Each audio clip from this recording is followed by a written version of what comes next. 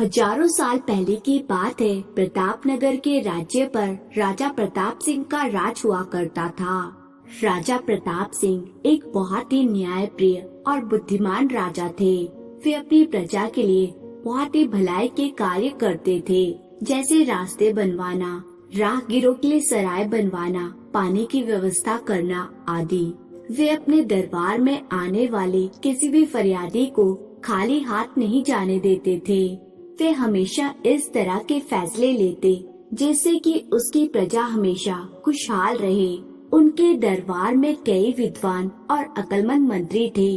राजा प्रताप सिंह की पत्नी, जिनका नाम सुलोचना था, वे एक बहुत ही धार्मिक विचारों वाली सरल स्वभाव की महिला थी। उनकी एक पुत्री थी जिसका नाम भानुमति था।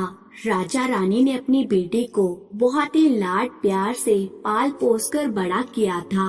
भानुमति देखने में बहुत ही सुंदर होने के साथ साथ बहुत बुद्धिमान भी थी। उसे वेद शास्त्रों का ज्ञान था और वे युद्ध कला में भी निपुण थी। राजकुमारी भानुमति अक्सर अपनी सखियों के साथ जंगल में भ्रमण के लिए जाया करती थी। अब क्योंकि वह जवान हो चुकी थी, इसलिए राजा रानी को उसके विवाह की चिंता सताने लगी थी और वे राजकुमारी के लिए उचित वर की तलाश कर रहे थे। राजकुमारी भानुमति के लिए कई राज्यों से अनेक राजाओं के रिश्ते आ रहे थे, लेकिन राजा प्रताप सिंह को अपनी बेटी के लिए कोई भी योग्य वर नहीं मिल पा रहा था। एक दिन राजकुमारी भानुमति अपनी कुछ सहेलियों के साथ पवित्र चंदन वृक्ष के सरोवर में स्नान कर रही थी कि तभी अचानक तेज हवाएं चलने लगी और वृक्ष की दो आंखें खुल गई और उस वृक्ष ने क्रोधित होते हुए कहा, अरे ना समझ, क्या तुम्हें जरा भी समझ नहीं है? यह पवित्र चंदन वृक्ष का पवित्र सरोवर है। इसी में तुम निर्वस्त्र होकर नहा रही हो। जाओ, मैं तुम्हें श्राप देता हूँ। जिस सुंदरता का तुम्हें इतना घमंड है, वह सुंदरता तुम्हारा साथ छोड़ देगी और तुम्हारा शरीर गंभीर रोगों से ग्रसित हो जाएगा। इतना कहकर पवित्र चंदन वृक्ष वहाँ से गायब हो जाता है। यह सुनकर राजकुमारी भानुमति के चेहरे का रंग उड़ गया। वे सोचने लगी, क्या सचमुच इस चंदन वृक्ष की कही हुई बात सच हो जाएगी?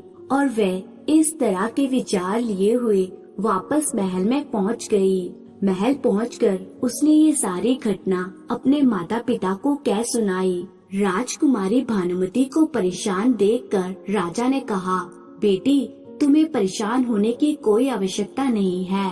भला किसी पेड़ की कही हुई बात का हम पर क्या असर होने वाला है? अगले दिन सुबह राजकुमारी अपने बिस्तर से उठने की कोशिश करने लगी, लेकिन वे उठ नहीं पा रही थी। उसे ऐसा लग रहा था मानो उसके शरीर में भयानक पीड़ा हो रही है और पूरा शरीर जैसे बेजान हुए जा रहा है। अपनी बेटी की ऐसी हालत देखकर राजा प्रताप सिंह को बहुत चिंता होने लगी। राजकुमारी भानुमति का इलाज करने के लिए देश विदेश से वैद्य आए, लेकिन कोई भी इस गंभीर रोग का इलाज नहीं कर पाया। राजा चिंतित होते हुए वैद्य जी से बोले, हे वैद्यराज, ये कैसी बीमारी है? दिनों दिन बढ़ती ही जा रही है। क्या इसका कोई इलाज है आपके पास? वैद्य जी ने कहा, महाराज, मैंने पूरी ताकत लगा दी है। जितनी भी दवा है मैं सबका उपयोग कर चुका हूँ, पर राजकुमारी की तबीयत में कोई सुधार नहीं हो पा रहा। तभी राजकुमारी भानुमति कहती है, पिताजी, अब जिद छोड़ भी दीजिए। मुझे भी औरों की तरह जंगल में छोड़ आइए। बेटी भानुमति, तुम ये कैसी बातें कर रही हो? तुम चिंता मत करो बेटी, हम कोई न कोई उपाय जरूर खोज लेंगे। श्राप का प्रकोप बढ़ता जा रहा था। राजकुमारी के साथ राज्य के कई अन्य लोगों को भी संक्रमण फैलने लगा था। लोगों के शरीर में काले धब्बे हो जाते हैं, जो बहुत ही दर्दनाक होता है। यह बीमारी पूरे राज्य में न फैल जाए, यही सोचकर कई ग्रसित लोगों को जंगल में ले जाकर छोड़ दिया जाता है। वैद्य जी ने राजा से कहा, सुनिए महाराज, जहाँ दवाई काम नहीं आती, वहाँ दुआ काम आती है। इसलिए मेरी मानिए, आप किसी साधु महात्मा से मिलिए, वही इस बीमारी का इलाज बता सकते हैं। इसके बाद राजा घोड़े पर सवार होकर एक साधु महाराज के आश्रम की ओर निकल गए और उनके आश्रम में पहुंचकर कहने लगे, हे महान तपस्वी, आप मेरा प्रणाम स्वीकार कीजिए।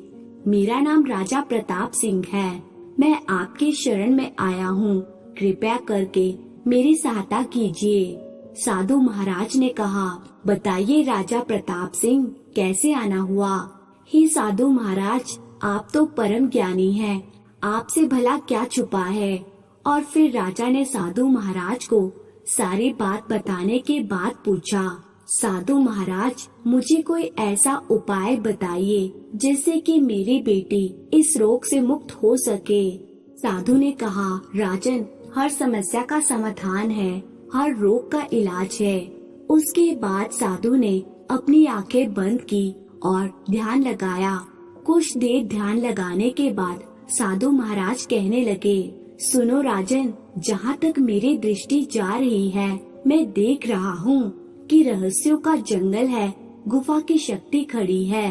अंधेरी दुनिया में बेजुबान उसी की चाल से होगी तेरी पुत्री की मुक्ति। राजा बोले, मैं समझा नहीं साधु महाराज, आप कहना क्या चाहते हैं? साधु ने कहा, महाराज, यह श्राप कोई साधारण श्राप नहीं है। इससे मुक्ति पाना बड़ा ही कठिन है। पवित्र चंदन वृक्ष का श्राप है।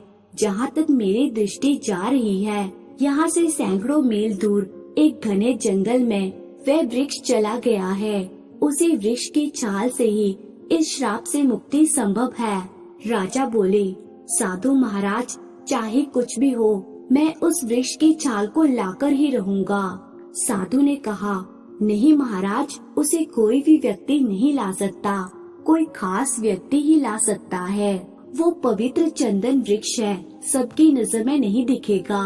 राजा बोले, हे साधु महाराज, कृपया आप मुझे बताइए, उसे कौन ला सकता है? किसकी नजर में वह दिव्य वृक्ष दिखाई देगा? साधु ने कहा, जिसने कभी दुनिया नहीं देखी हो, उसी की नजर में वह वृक्ष दिखेगा। राजा बोले, साधु महाराज, ऐसा इंसान कौन हो सकता है?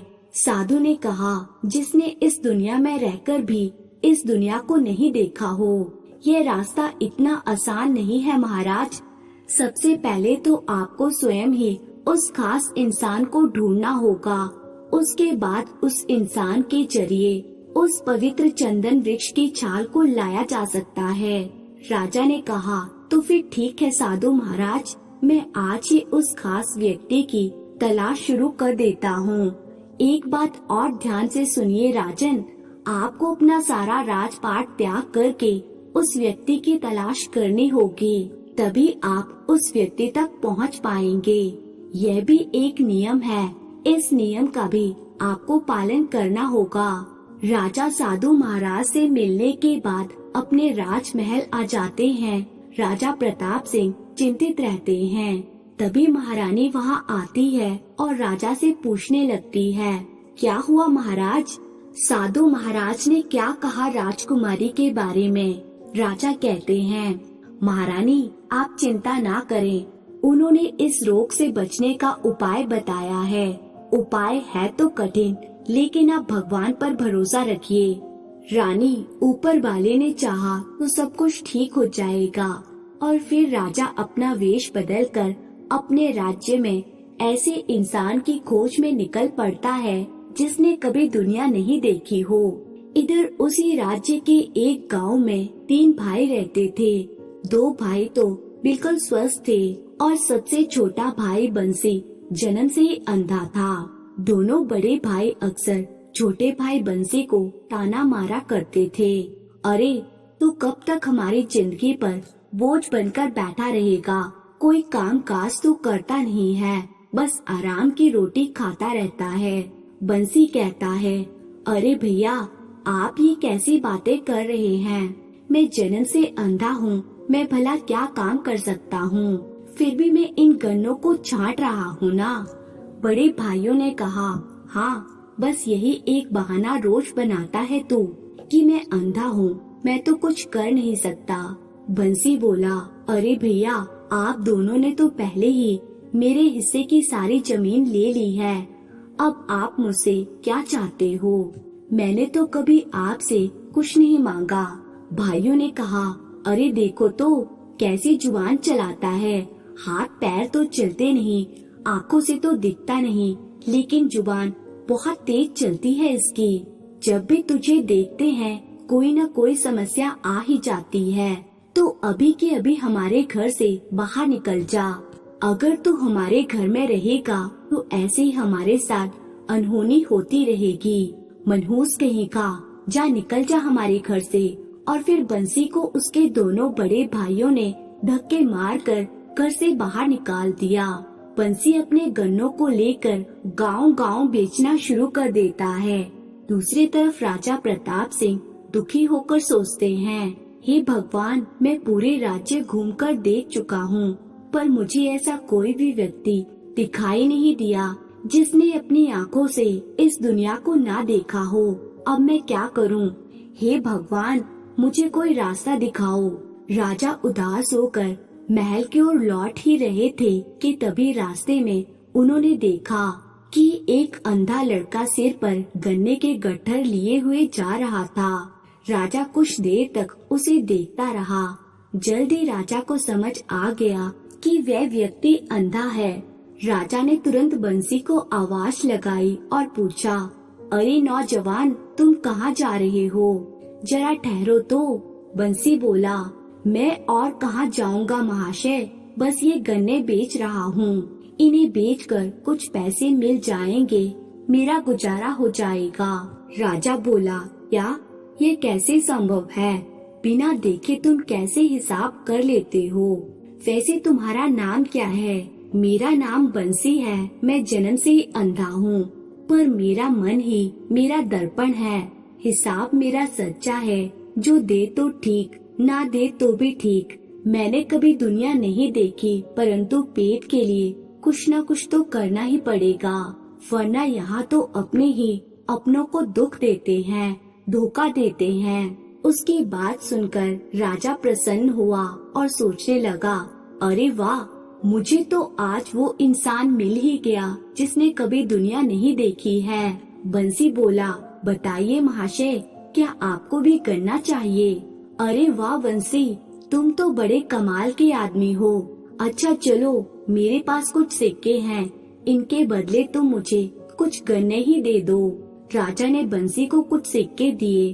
बंसी उन सिक्कों को परखने लगता है और कहता है, महाराज, इन सिक्कों के बदले तो आप मेरे सारे गन्ने ले सकते हो। राजा बोला, मैं कोई राजा नहीं, मैं तो भाई एक साधारण व्यापारी हूँ, तुमसे सौदा कर रहा हूँ।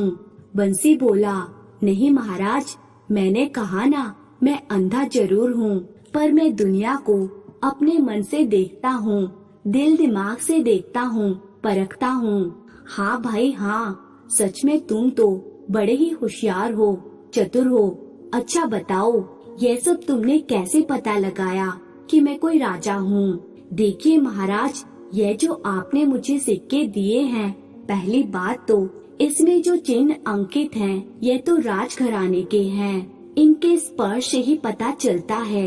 दूसरी बात, इनके सुगंध से पता चलता है कि ये राजकोष के जमा सिक्के हैं।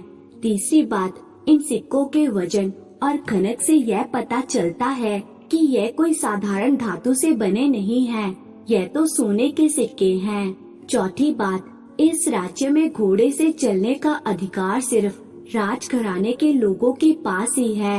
आप जब मेरे साथ बात कर रहे थे, उस समय घोड़े के चलने की आवाज आ रही थी। इससे पता चलता है कि आप कोई राजा होंगे। मान गया बंसी, वाकई तुम बहुत होशियार हो। इस तरह बंसी ने राजा को अपने सारे गन्ने बेच दिए। तभी राजा ने बंसी से कहा, बंसी, आज मैं तुमसे एक विनती करता हूँ। भले मैं इस राज्य का राजा हूँ, लेकिन आज तुम्हारे आगे मैं झोली फैलाकर भीख मांग रहा हूँ। बंसी बोला, आप इस राज्य के राजा हैं, आपने इस राज्य के लोगों के लिए बहुत अच्छे अच्छे काम किए हैं, आपका बहुत नाम है। राजा बोले, लेकिन ये नाम किस काम का, जब राज्य ही नहीं रहेगा। नहीं महाराज नहीं, आप ये कैसी बातें कर रहे हैं। क्या हुआ महाराज, राज्य में सब ठीक तो है ना। सब ठीक नहीं है बंसी, इसीलिए तुम्हारे आगे भीख मांग रहा हूँ। क्या तुम मेरा एक काम करोगे। बंसी बोला, बताइए महाराज, मुझे क्या करना होगा। देखो बंसी, इसके बारे में ज्यादा कुछ मुझे भी जानकारी नहीं है, यह तो साधु महाराज ही बता सकते हैं। बंसी ने राजा की बात मान ली। राज्य की भलाई करने के लिए बंसी और राजा दोनों साधु महाराज जी के आश्रम पहुंच जाते हैं। बंसी साधु महाराज को प्रणाम करता है और पूछता है, साधु महात्मा बताइए मुझे यहाँ क्यों लाया गया है। साधु ने कहा, सुनो युवक, इस राज्य में एक श्राप ने पैर पसार लिए हैं। कई लोग इससे ग्रसित हैं। अगर इस श्राप से इस राज्य को कोई बचा सकता है तो वह तुम ही हो। तुम ही इस राज्य को बचा सकते हो। वैसे क्या नाम है तुम्हारा। मेरा नाम बंसी है। साधु महाराज बताइए, इस राज्य को बचाने के लिए मुझे क्या करना होगा। तो सुनो बंसी बेटा, तुम्हें एक घने जंगल में जाना होगा।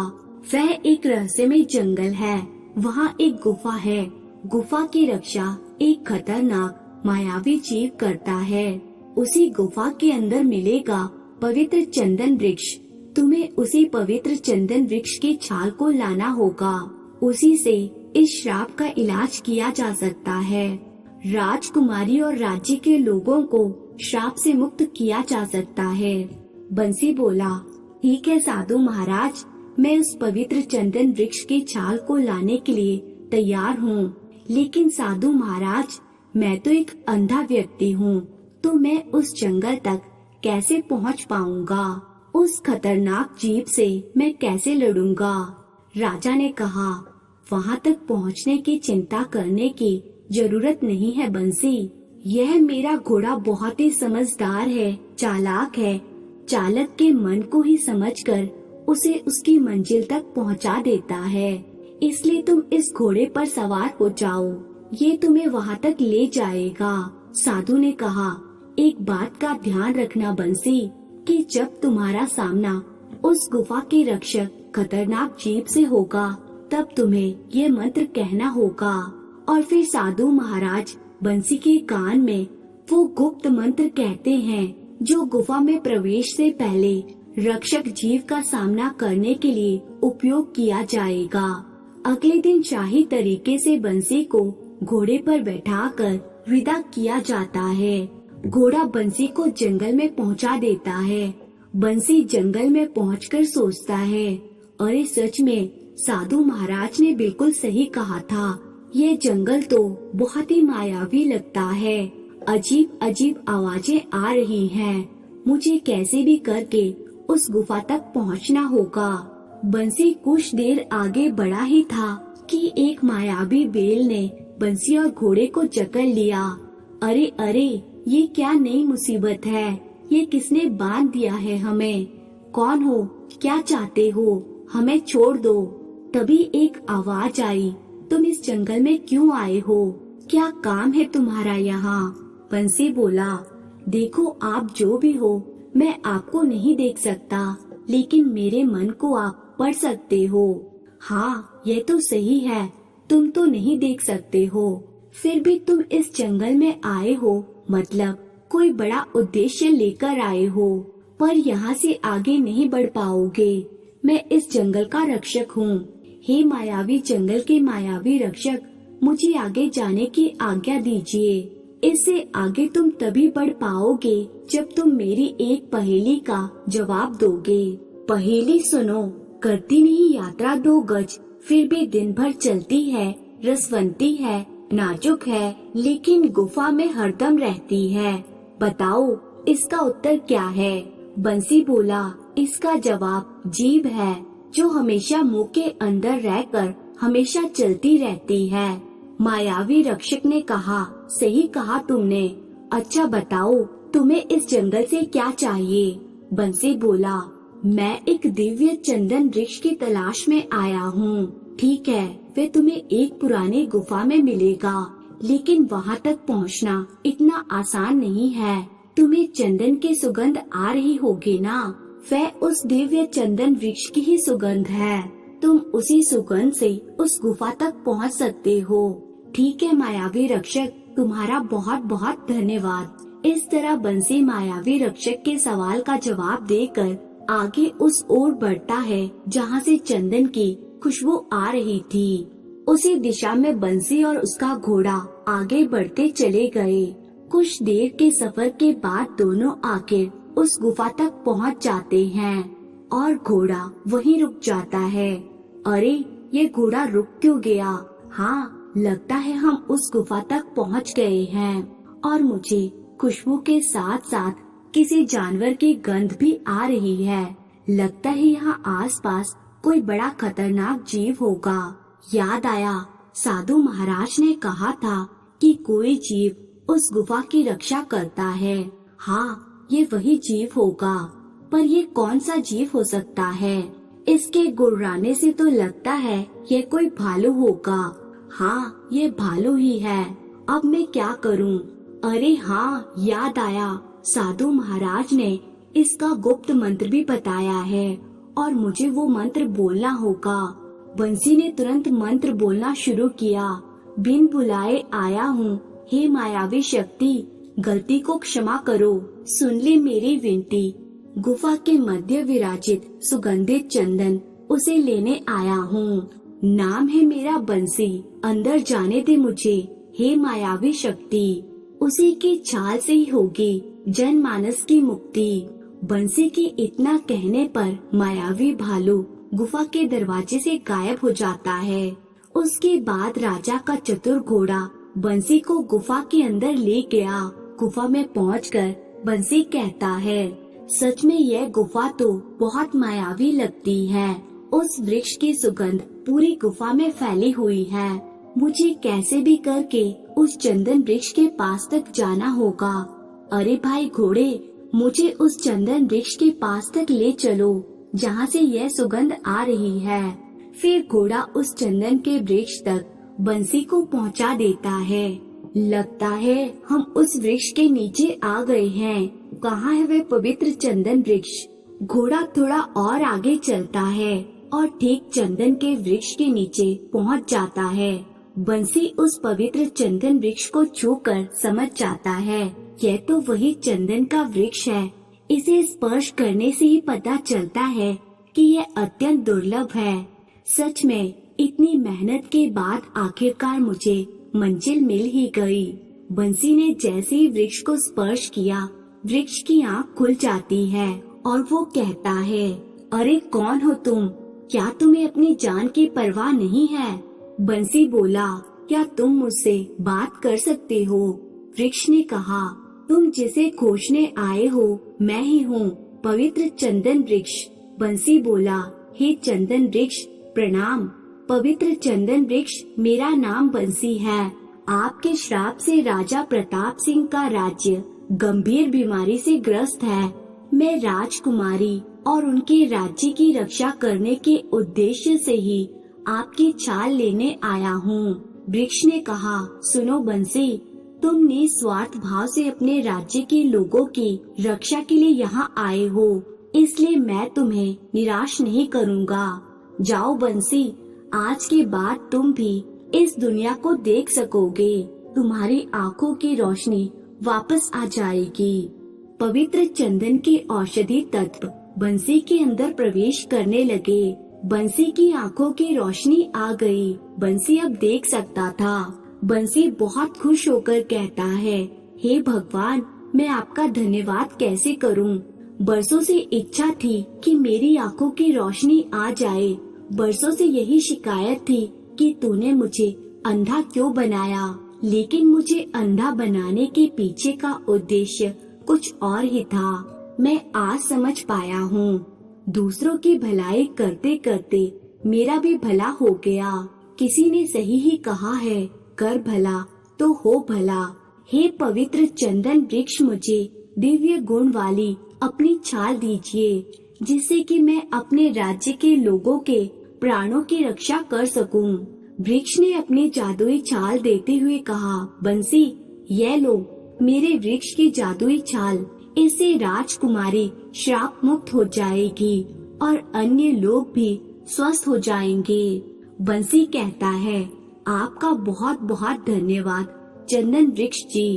अब मुझे छाल को लेकर जल्द से जल्द राज्य की ओर लौटना चाहिए। बंसी वृक्ष की छाल को एक बड़ी सी गठरी में बांधकर घोड़े पर लाद कर गुफा से बाहर निकल जाता है और अपने राज्य की ओर बढ़ने लगता है। इधर राजा प्रताप सिंह चिंतित होते हैं कि अभी तक बंसी लौटा क्यों नहीं। तभी एक सैनिक आता है और राजा से कहता है, महाराज की जय हो। महाराज पवित्र चंदन वृक्ष की छाल लेकर बंसी राजमहल पधार चुके हैं। महाराज सैनिक के मुंह से ये बात सुनकर बहुत खुश हो जाते हैं। राजा के साथ साथ सभी लोग राजमहल के द्वार पर आ जाते हैं और बंसी का जोरदार स्वागत करते हैं। राजवैद्य के द्वारा उस छाल को तरल बनाया जाता है और कुछ बूंदे राजकुमारी को पिलाई जाती हैं। राजकुमारी की तबीयत में एकाएक सुधार आने लगता है। राजकुमारी पहले की तरह युवा व सुंदर हो जाती है। साथ ही साथ वे औषधि राज्य के सभी प्रभावित लोगों को भी पिलाई जाती है और सभी लोग ठीक हो जाते हैं। इस तरह से पूरे राज्य में बंसी की प्रशंसा होने लगती है। बंसी का मान सम्मान बढ़ जाता है। राजा खुश होकर बंसी से कहता है, बंसी, तुम्हारा बहुत बहुत धन्यवाद। तुम्हारा मुझ पर बहुत बड़ा उपकार रहा है। बंसी बोला, नहीं महाराज, इस राज्य में मैं भी रहता हूँ। अपने राज्य के लोगों की रक्षा करना मेरा भी फर्ज बनता है। मैंने जो किया है अपने राज्य की भलाई के लिए किया है। महाराज, किसी ने सच ही कहा है, भला करो तो भला ही होगा। मैं लोगों की भलाई के लिए गया था और देखिए मेरी आंखों की रोशनी आ गई। अब मैं भी इस दुनिया को देख सकता हूँ। राजा बोला, हाँ बंसी, यह बात तो सच है। अच्छा सुनो बंसी, मैंने वचन अनुसार पहले ही राजपाट को त्याग दिया था। अब मैं इस राज्य का राजा नहीं हूँ। बंसी बोला, ये आप क्या बोल रहे हैं महाराज, ऐसा नहीं हो सकता। राजा ने कहा, बंसी, उस रहस्यमय जंगल में जाने से पहले मुझे एक खास व्यक्ति की तलाश करनी थी। नियम अनुसार मुझे एक ऐसे व्यक्ति की तलाश थी जिसने दुनिया को नहीं देखा हो। लेकिन तलाश करने का भी एक नियम था कि मुझे निस्वार्थ रूप से राजपाट का त्याग करना होगा। इसलिए मैं तुम्हें खोजने से पहले ही राजपाट का त्याग कर चुका हूँ। अब मैं अपने वचन से मुकर नहीं सकता। मैं अब साधु महाराज के आश्रम जा रहा हूँ। अब मेरा बाकी का जीवन साधु सन्यासियों के साथ ही बीतेगा। और आज मैं एक घोषणा करने जा रहा हूँ। सब लोग ध्यान से सुनो। मैं अपनी सुपुत्री राजकुमारी भानुमति का विवाह बंसी के साथ करने की घोषणा करता हूँ। साथ ही साथ इस राज्य का राजा भी बंसी ही होगा। और इस तरह राजकुमारी और बंसी का विवाह धूमधाम से संपन्न हो जाता है। राजा ने बंसी को राजगद्दी सौंपकर एक सन्यासी का वेश धारण कर लिया। राजा और रानी साधु महाराज के आश्रम में रहने लगे। इस तरह बंसी और राजकुमारी भानुमति की जिंदगी आगे बढ़ती चली गई और उस राज्य के लोग हंसी खुशी अपना जीवन जीने लगे। जब बंसी के भाइयों को बंसी के बारे में पता चला तो वे बंसी के पास आए और कहने लगे, हम अपने किए पर बहुत शर्मिंदा है महाराज, हमें माफ कर दीजिए। हम आपके आगे हाथ जोड़ते हैं, माफी मांगते हैं, हमें माफ कर दीजिए। बंसी बोला, अरे नहीं भैया, आप ये कैसी बातें कर रहे हैं। मैं आपका छोटा भाई बंसी था और बंसी ही रहूंगा। भाई ने पूछा, बंसी, हमने तुम्हें घर से बाहर निकाल दिया था, अब क्या तुम हमें राज्य से बाहर निकाल दोगे? नहीं भैया नहीं, मैं ऐसा कभी नहीं करूँगा। अगर उस दिन आप मुझे घर से बाहर नहीं निकालते तो शायद आज भी मैं एक अंधा बनकर ही रह जाता। जो होता है अच्छे के लिए ही होता है। इस तरह बंसी ने अपने दोनों भाइयों को माफ कर दिया। इसके साथ ही बंसी ने अपने राज्य के लोगों के लिए जन कल्याण के कार्यों को करना शुरू कर दिया, जिससे कि लोगों को रोजगार तो मिला, साथ ही साथ उनकी फसल का भी उत्पादन बढ़ने लगा। दोस्तों, आज की कहानी यही समाप्त होती है। बहुत पुराने समय की बात है। एक गांव में करोड़ीमल नाम का एक सेठ अपनी पत्नी के साथ रहा करता था। करोड़ीमल सेठ के पास धन दौलत की कोई कमी नहीं थी, लेकिन वो कंजूस मक्खी चूस बहुत था। एक दिन की बात है, करोड़ीमल अपने घर पर बैठकर चाय पी रहा था। तभी अचानक कहीं से उड़कर एक मक्खी उसकी चाय में गिर गई। ओहो, मेरी चाय में ये मक्खी कहाँ से आ गिरी? उसने चाय में से मक्खी निकाली और उसे भी चूस कर फेंक दिया। आहा, चाय के साथ साथ जलेबी का स्वाद भी आ गया। लगता है किसी हलवाई की दुकान से आई थी ये मक्खी। चलो अच्छा है, अब कुछ दिनों तक जलेबी खाने की छुट्टी हो गई। तभी सेठानी वहाँ आती है और कहती है, हे भगवान, क्या करूँ इस कंजूस आदमी का। हर चीज के लिए इन्होंने मुझे रुला रखा है। सुनिए जी, आज मेरा मछली खाने का मन कर रहा है। आप बाजार से ले आइए ना। पिछले 1 साल से आपको बोल रही हूँ और आप हैं कि बस टालते ही जा रहे हैं। कंजूस करोड़ीमल ने सेठानी को बहुत बहलाने फुसलाने की कोशिश की, पर सेठानी नहीं मानी तो नहीं मानी और मछली खाने की जिद पर अड़ गई। आखिरकार थक हार कर सेठ करोड़ीमल को मछली लाने बाजार जाना ही पड़ा। सेठ मछली की दुकान पर पहुंचा और दुकानदार से बोला, अरे भैया, मछली कितने की दी? दुकानदार बोला, यह मछली 120 रुपए की है सेठ जी। कंजूस सेठ बोला, अरे यह तो बहुत ज्यादा है भैया, तुम तो बहुत ठग रहे हो। जहाँ से तुम लाते हो वहाँ इतने की थोड़े ना मिलती होगी। दुकानदार बोला, अच्छा सेठ जी, मैं ठग रहा हूँ तो जाओ फिर उससे खरीद लो जो थोक में बेचता है, उसके पास चले जाओ। अब कंजूस सेठ करोड़ीमल थोक की दुकान पर पहुँच गया और वहाँ दाम पूछने लगा। अरे भैया, ये मछली कितने की है? ये मछली 100 रुपए की है सेठ जी। सेठ करोड़ीमल को वो दाम फिर से बहुत ज्यादा लगा और वे बोला, अरे भैया, ये तो बहुत महंगी है, इतनी महंगी तो मैं नहीं लूँगा। वैसे भी जहाँ से तुम ये मछली लाते हो वहाँ इतने की थोड़ी मिलती होगी। दुकानदार बोला, हाँ भाई हाँ, क्यों नहीं, हम तो नदी से मछली लेकर आते हैं, वहाँ बिल्कुल मुफ्त मिलती है, जाओ और वहीं से जाकर ले लो। कंजूस सेठ को यह बात रास आ गई। अरे, जब मुफ्त में कोई चीज मिल रही है तो फिर उसे मैं पैसे देकर क्यों खरीदूं? नदी से ही निकाल लूंगा मछलियाँ, कम से कम मेरे पैसे तो बच ही जाएंगे। इतना सोचकर कंजूस से नदी की खोज में निकल पड़ा और आखिरकार कुछ दूर चलने के बाद उसे एक नदी मिली। अरे वाह, मिल गई नदी, चलो अब जल्दी से इस नदी से बढ़िया बढ़िया मछली पकड़कर लाता हूँ। ये सोचकर कंजूस से नदी में घुस गया और मछली पकड़ने के चक्कर में वह नदी में काफी गहराई तक पहुँच गया, जहाँ से बिना तैरे वापस आना संभव नहीं था। अब वह धीरे धीरे डूबने लगा। सेठ को याद आया कि उसे तो तैरना आता ही नहीं है। खुद को मौत के करीब जाते देखकर अब उसे भगवान याद आने लगे।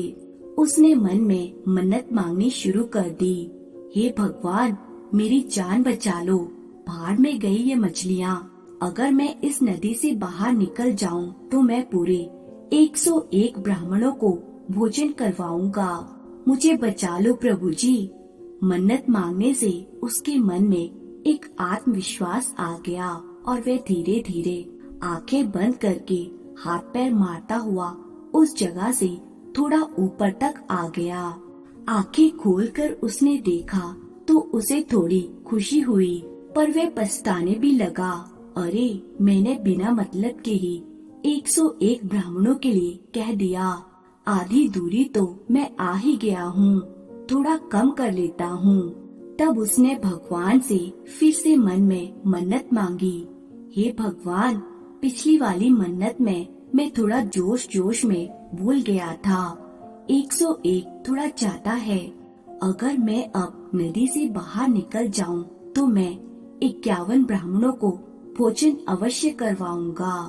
थोड़ा साहस करके उसने फिर से तैरना शुरू किया तो थोड़ी दूर और आगे आ गया। अब सिर्फ चौथाई हिस्सा ही रह गया था। जब कंजूस सेठ ने देखा कि अब नदी का सिर्फ चौथाई हिस्सा ही बचा है तो वह फिर बोल पड़ा, हे भगवान, 51 ब्राह्मणों को थोड़ा कम कर लो। अगर मैं अब इस नदी से बाहर निकल जाऊंगा तो मैं 11 ब्राह्मणों को भोजन करवाऊंगा ही करवाऊंगा। ऐसा ही करते करते वे नदी के किनारे पर पहुंच गया। अब पानी 2-3 फीट ही रह गया था। जान बचते ही उसके स्वर और बदल गए। वह तेजी से बोल पड़ा, हे भगवान, 11 ब्राह्मण भी थोड़ा ज्यादा ही हैं।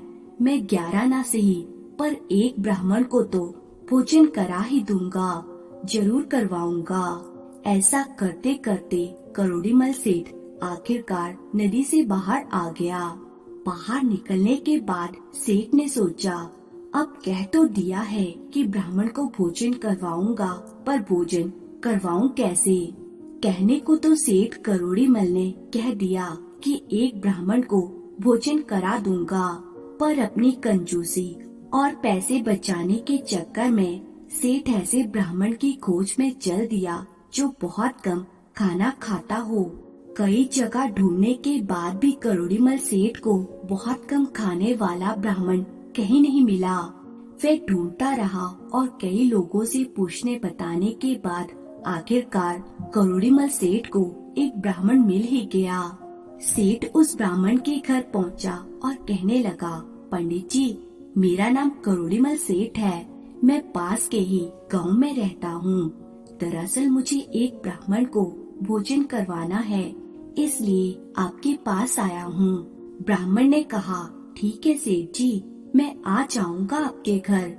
अब सेठ जी ने कुछ ऐसा प्रश्न कर दिया जिसके लिए ब्राह्मण देवता तैयार नहीं थे। पंडित जी, वैसे आप कितना खा लेते हैं? क्योंकि पिछली बार जिस पंडित को मैंने भोजन करवाया था वह तो बहुत बड़ा पेटो निकला था। इतना सुनते ही ब्राह्मण समझ गया कि यह सेठ बहुत ही कंजूस है जो ऐसी बात पूछ रहा है। अब सेठ कंजूस था तो वह ब्राह्मण बहुत चालाक था। उसे सेठ के प्रश्न पर क्रोध तो आया, पर उसे बिना जाहिर किए वह तुरंत बोल पड़ा, सेठ जी, मैं पेटू नहीं हूँ। मैं तो मुश्किल से सिर्फ 2 पूरियां ही खा पाता हूँ। यह सुनकर सेठ की खुशी का कोई ठिकाना नहीं रहा। उसे लगा कि बस यही उचित ब्राह्मण है। तो ठीक है पंडित जी, आप मेरा निमंत्रण स्वीकार कीजिए। बस आप एक बात का ध्यान रखना कि मैं सुबह 9 बजे दुकान पर चला जाता हूँ, तो कल आप उससे पहले आकर भोजन ग्रहण कर लीजिएगा। पंडित जी राजी हो गए और सेठ भी प्रसन्न मन से अपने घर आ गया। अगली सुबह भोजन की सारी तैयारी करके सेठ करोड़ीमल पंडित का इंतजार करने लगा। देखते ही देखते 9 बज गए, परंतु पंडित जी घर नहीं आए और धीरे धीरे 10 भी बज गए, लेकिन पंडित जी नहीं पहुँचे। अंत में थक हार कर सेठ ने सेठानी से कहा, पंडित जी भी पता नहीं कहाँ रह गए। 9 बजे का बोला था और अब 10 बज गए हैं। मुझे दुकान के लिए देर हो रही है। भाग्यवान, मैं दुकान जा रहा हूँ। अगर मेरे जाने के बाद पंडित जी आए तो तुम उन्हें भोजन करा देना और 11 रुपए की दक्षिणा भी दे देना। यह कहकर सेठ करोड़ीमल घर से चला गया। उसके जाने के कुछ देर बाद करीब 12 बजे पंडित जी घर पर आए। उनके आते ही सेठानी उनके हाथ पैर धुलवाने लगी। वे अभी हाथ पैर धो ही रही थी कि तभी पंडित जी फूट फूट कर रोने लगे। सेठानी ने पूछा, क्या हुआ पंडित जी, आप रो क्यों रहे हो? पंडित जी बोले, क्या बताऊं सेठानी जी, इस घर में तो मैं कई वर्षों पहले भी आया करता था, जब तुम्हारे सास ससुर जिंदा थे। बस अभी तुम्हारी देवी जैसी सासू माँ की याद आ गई। वे जब भी भोजन के लिए बुलाती थी तो हाथ पैर धुलवाते समय मुझे 5100 रुपए देती थी। इतना सुनते ही सेठानी तुरंत भावुक हो गई और बोली, सासू माँ नहीं है तो क्या हुआ पंडित जी, मैं तो हूँ ना, मैं उस रीत को नहीं बदलूंगी। और सेठानी ने 5100 रुपए लाकर पंडित को दे दिए। पंडित जी बड़े खुश हुए। इसके बाद सेठानी ने पंडित के लिए बढ़िया सा भोजन लगा दिया। पंडित ने पेट भरकर भोजन किया और भोजन खत्म करने के बाद वे एक बार फिर से फूट फूट कर रोने लगे। पंडित को इस तरह रोता देखकर सेठानी चिंतित हो गई। उसने फिर से पंडित जी से पूछा, अब क्या हो गया पंडित जी, अब आप क्यों रो रहे हो, खाने में कमी रह गई क्या?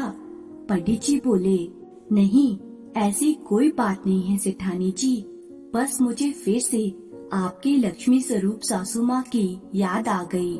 जब वो जिंदा थी ना तो वह मुझे भोजन कराने के बाद भी 11,000 रुपए की दक्षिणा और साथ ही साथ आटे और चावल का दान भी करती थी। पर वह सब पुरानी बातें हैं, अब वह समय कहाँ लौट कर आएगा।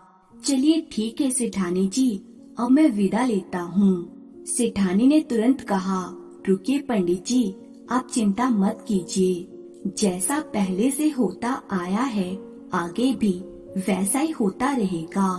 इतना कहकर सेठानी ने तुरंत सेठ करोड़ीमल की तिजोरी से 11,000 रुपए निकाल कर पंडित को दक्षिणा के रूप में दे दिए और साथ ही साथ आटा चावल दाल आदि एक झोले में बांधकर पंडित को दे दिए। पंडित जी सारा सामान लेकर खुशी खुशी अपने घर चल दिए। रात को जब सेठ करोड़ीमल लौटकर घर आया तब उसने सेठानी से पूछा, अरे भाग्यवान, पंडित जी भोजन करने आए थे या नहीं? सेठानी ने कहा, हाँ हाँ पंडित जी आए थे और मैंने उन्हें भोजन भी बहुत अच्छे से करा दिया था, पर वे बार बार रोए जा रहे थे। कंजूस सेठ ने चौंक कर पूछा, बार बार रो रहे थे, पर वह क्यों? सेठानी बोली, दरअसल वे बता रहे थे कि सासू माँ के समय में भी वे हमारे घर भोजन पर आया करते थे, इसलिए उनको बार बार सासू माँ की याद आ रही थी, लेकिन मैंने उन्हें सासू माँ की कोई कमी महसूस नहीं होने दी और उनका भोजन से लेकर दान दक्षिणा तक सब कुछ बहुत अच्छे से किया। इतना सुनते ही सेठ करोड़ीमल के होश उड़ गए। दान दक्षिणा? अरे कौन सी दान दक्षिणा?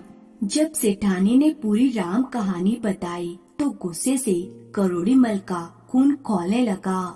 अरे ये तुमने क्या कर दिया भाग्यवान, इतनी दक्षिणा में तो मैं ना जाने कितने पंडितों को खाना खिला देता। छोड़ूंगा नहीं, मैं उस पंडित को आज छोड़ूंगा नहीं।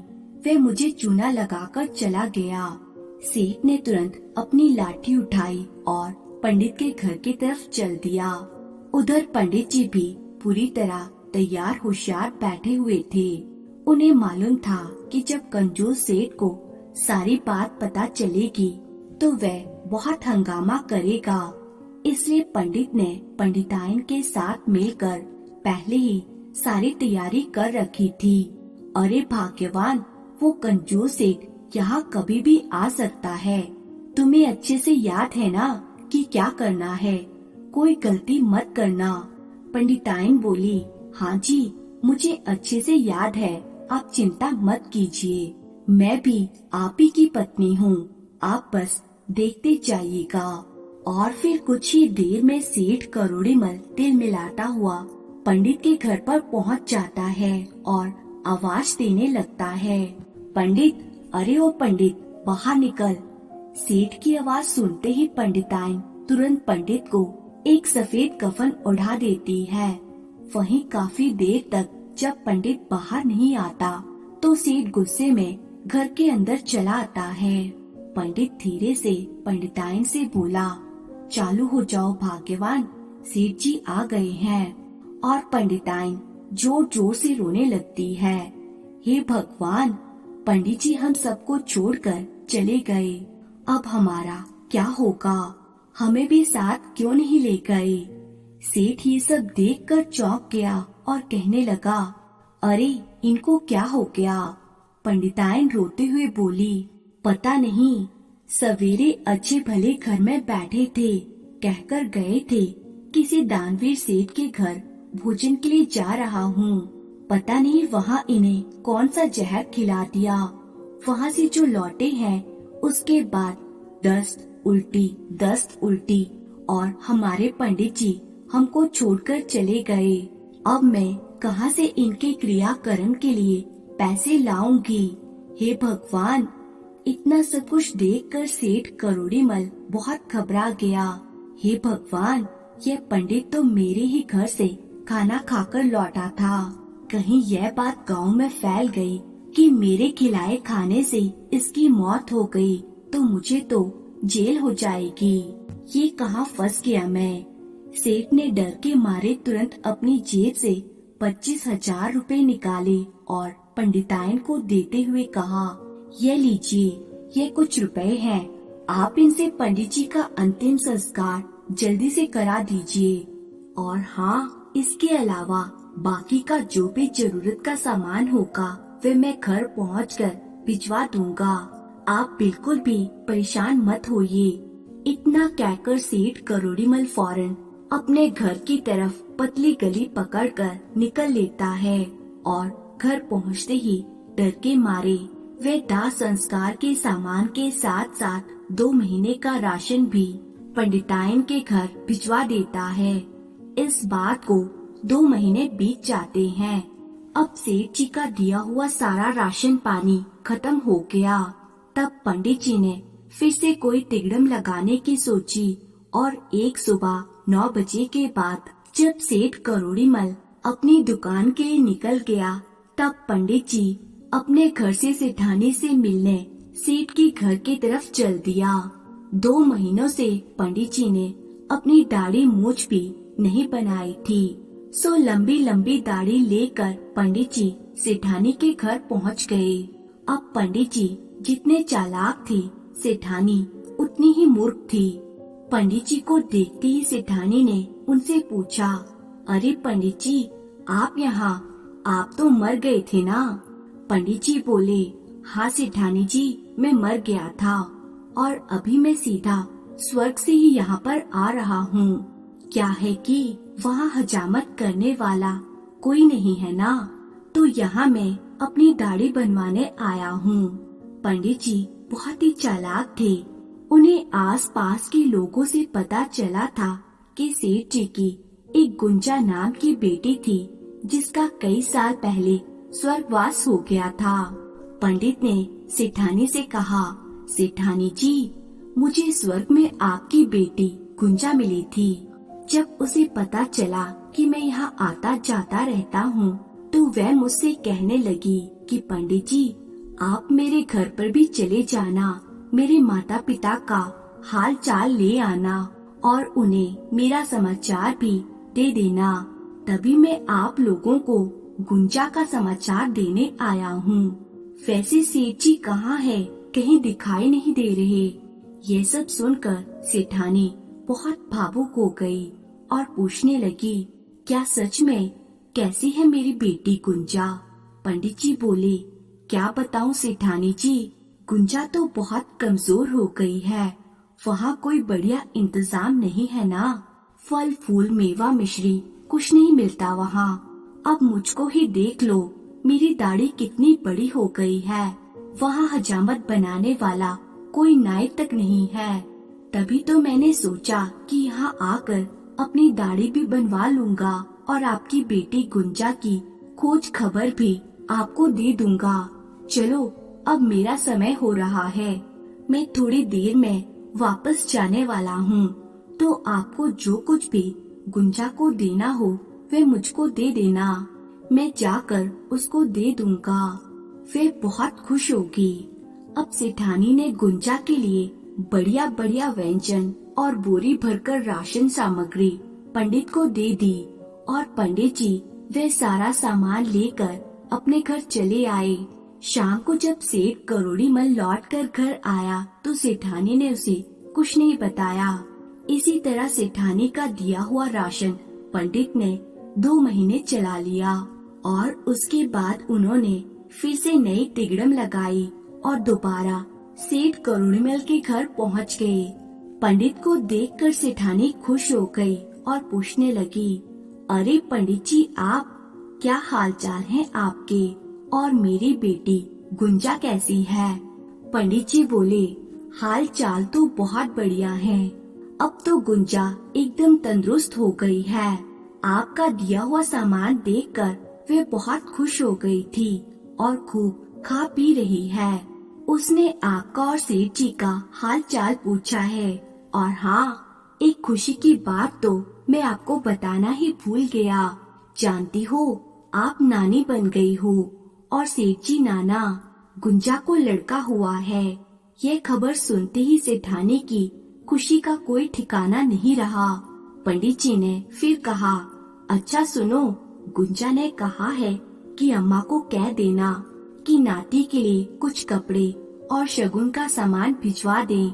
और हाँ, उसने वहाँ दावत का भी इंतजाम किया है, तो उसके लिए कुछ राशन पानी भी भिजवा देना। अब तो सेठानी जी दौड़ दौड़ कर सारा इंतजाम करने लगी। उसने एक बैलगाड़ी बुलवाई जिसमें आटा, चावल और सारा राशन का सामान भरकर पंडित को दे दिया और जाते जाते कहा, पंडित जी, गुंजा से कहना कि उसकी माँ उसको बहुत याद करती है और मेरे नाती को मेरा खूब सारा प्यार देना। पंडित जी बोले, हाँ हाँ, क्यों नहीं, कह दूंगा, मैं ये जरूर कह दूंगा। इतना कहकर पंडित जी निकल लिए। तभी अचानक किसी काम से सेठ करोड़ीमल घर आ पहुंचा और देखा कि सेठानी तो दरवाजे पर ही खड़ी है। सेठ ने सेठानी से पूछा, क्या बात है भाग्यवान, तुम यहाँ क्यों खड़ी हो, कोई आया था क्या?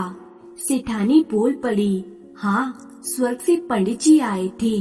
आप जानते हैं, आप नाना बन गए हैं, नाना। सेठ ये सुनकर आश्चर्यचकित रह गया। अरे, मैं नाना कैसे बन गया? ना मेरी कोई बेटी है, ना कोई भतीजी, भला फिर मैं नाना कैसे बन सकता हूँ? तब सेठानी ने करोड़ीमल को बताया, अरे अपनी बेटी गुंजा है ना, स्वर्ग में उसी को लड़का हुआ है, पंडित जी बता रहे थे। ये सब बातें सुनकर तो मानो सेठ को जैसे करंट ही लग गया। हे भगवान, तुम्हारा दिमाग खराब हो गया है क्या? उस पंडित ने तुमसे कुछ भी कहा और तुमने सब कुछ मान लिया। अरे भाग्यवान, कहीं वे तुमको ठग कर कुछ ले तो नहीं गया?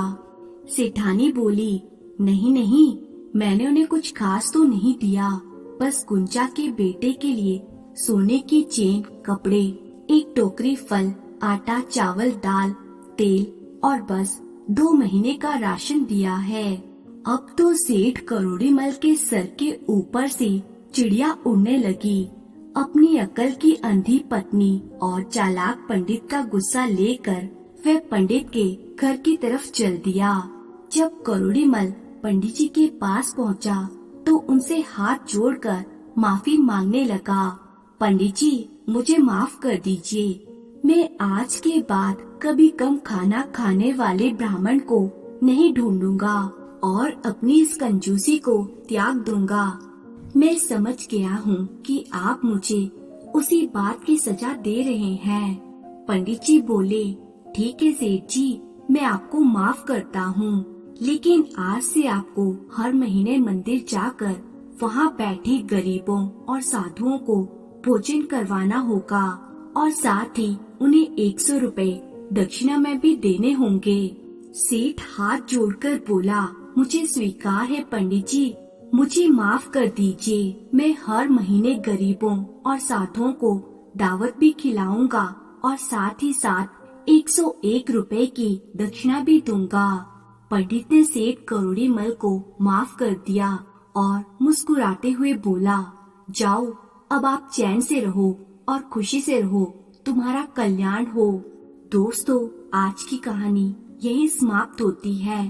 अगर आपको कहानी पसंद आई है तो इसे लाइक कीजिए और ऐसी ही कहानियाँ देखने के लिए चैनल को सब्सक्राइब कर लीजिए।